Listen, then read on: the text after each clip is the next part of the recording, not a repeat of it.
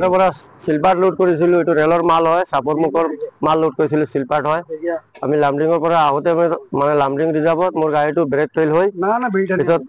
বচাবৰ কাৰণে মই বহুত চেষ্টা কৰিছিলো, ৰাস্তাৰ চাইডেদি মই সোমাই দিছিলো গাড়ীটো, মই ভাবিছিলো গাড়ীটো ফাঁচি যাব নাযায়, পিছত ৰাখিব পৰা নাই, গাড়ীটো আহি আগত আহি মানে ব্ৰেক ফেইল হৈ মই আনকণ্ট্ৰল হৈ গ'ল, তাৰপিছত গাড়ীটো পাল্টি হৈ গ'ল ইয়াত।